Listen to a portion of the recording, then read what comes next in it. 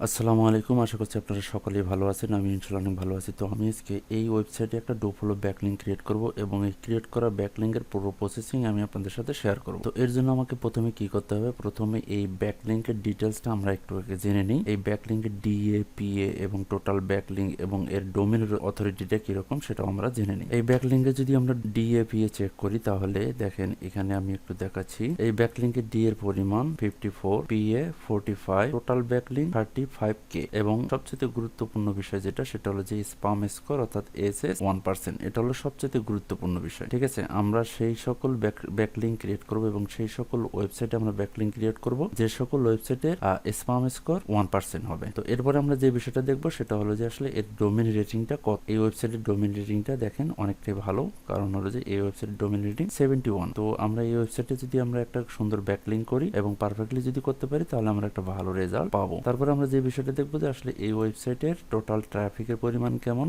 এবং সেই ট্রাফিকগুলো কোন দেশ থেকে বিলং করতেছে এই বিষয়টা আমরা একটু দেখব। এটা আপনারা একটু চেক করে নেবেন এবং সবচেয়ে যেটা ইম্পর্টেন্ট বিষয় যে আসলে ট্রাফিকগুলো কোন দেশ থেকে আসতেছে এই বিষয়টা আপনারা একটু চেক করে নেবেন। এখানে যদি আমি একটু দেখাই তাহলে একটু দেখেন, এখানে ম্যাক্সিমাম ট্রাফিক অর্থাৎ 51.05% আসতেছে কিন্তু ইউএসএ থেকে। সেক্ষেত্রে আসলে এই ওয়েবসাইটে যদি আমরা একটা ভালো ব্যাকলিঙ্ক ক্রিয়েট করতে পারি তাহলে অবশ্যই আমরা একটা ভালো রেজাল্ট পাবো। তো আমরা এখন কি করব, এই ওয়েবসাইটে একটা ব্যাকলিঙ্ক ক্রিয়েট করব। এই ওয়েবসাইটে ব্যাকলিঙ্ক ক্রিয়েট করার জন্য আমরা প্রথমে কি করব, ওয়েবসাইটে আসবো। ওয়েবসাইটে আসার পর দেখেন এই যে লগ ইন অপশন আছে, এই লগ ইন অপশনে যাবেন। যেহেতু কোনো রেজিস্টার কিংবা সাইন আপ অপশন থাকবে না, শুধু এই যে লগ ইন অপশনে যাবেন। লগ ইন অপশনে যাওয়ার পরে দেখেন এখানে নিউ ইউজার, এই যে নিচে সাইন ইন করবেন না, আপনি নিচে নিউ ইউজার এখানে ক্লিক করবেন। এখানে ক্লিক করার পরে আপনার ইউজার নেম দিবেন, মেল জিমেল আইডি দিবেন, পাসওয়ার্ড দিবেন, পাসওয়ার্ড দিবেন। তারপর আমরা ক্রিয়েট ইউর অ্যাকাউন্ট এটাতে আমরা ক্লিক করব। এটা সেভ দিয়ে দিব। সেভ দেওয়ার পর দেখেন এখানে আমরা কন্টিনিউ এ ক্লিক করব। কন্টিনিউ ক্লিক করার পর অ্যাকাউন্টটা ক্রিয়েট হওয়ার পর আমাদের এখানে আরো বেশ কিছু কাজ আছে, অর্থাৎ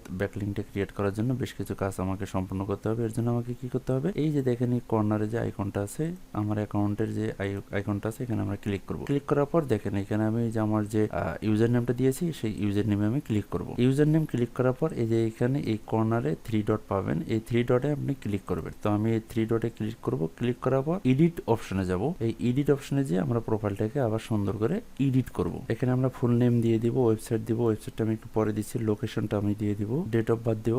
ডেট অফ বার্থ দেওয়ার পর গ্রুপ টাইটেল এটা দেওয়া লাগবে না, এটা আমরা দিব না। এখন আমরা অ্যাবাউটটা দিব এবং ওয়েবসাইটটা দিয়ে দিব। আমি আমার কাস্টমারের ওয়েবসাইটের লিংক এখানে দিয়ে দিব। এখানে আমি অ্যাবাউটটা দিয়ে দিব। এখানে অ্যাবাউটটা দেওয়ার আগে একটা বিষয় খেয়াল করেন যে এখানে 1000 ক্যারেক্টার দিতে পারবেন। অবশ্যই আপনি যে কিওয়ার্ড নিয়ে কাজ করতেছেন সেই কিওয়ার্ড সম্পর্কিত অ্যাবাউটটা দেওয়ার চেষ্টা করবেন। ঠিক আছে, সবকিছু ফিল আপ করার পর আপনি শুধু সেভ চেঞ্জ এটাতে ক্লিক করবেন। তো দেখেন এখন আমাদের কি হলো, এখানে আমার অ্যাকাউন্টটা ক্রিয়েট হয়ে গেছে এবং আমি একটা সুন্দরভাবে যে ব্যাকলিঙ্ক ক্রিয়েট করেছি। দেখেন এই যে আমার কাস্টমারের ওয়েবসাইট, এখানে কিন্তু আমার কাস্টমারের ওয়েবসাইটের লিঙ্কটা দেওয়া আছে, এটা কিন্তু এখানে দেখাচ্ছে। আমি যদি এখন এখানে ক্লিক করি তাহলে কিন্তু আমি আমার কাস্টমারের সাইডে চলে যাব। দেখেন আমি এখানে ক্লিক করতেছি, দেখেন অটোমেটিক্যালি আমি আমার কাস্টমারের সাইডে চলে গেলাম। তো এই যে ওয়েবসাইটে আমাদের কিন্তু একটা প্রোফাইল ব্যাকলিঙ্ক ক্রিয়েট হয়ে গেল। এখন এই ওয়েবসাইটে আমরা একটা আর্টিকেল পাবলিশ করব এবং সেই আর্টিকেল এটা আমরা নেক্সট ভিডিওতে করব। আর্টিকেল পাবলিশ করব এবং সেই আর্টিকেল আমরা কিভাবে ব্যাকলিঙ্ক ক্রিয়েট করব সেই প্রসেসিংটাও আমি আপনাদের সাথে শেয়ার করব। তো আজকে এই পর্যন্তই। সকলে ভালো থাকবেন, সুস্থ থাকবেন। আল্লাহ হাফেজ।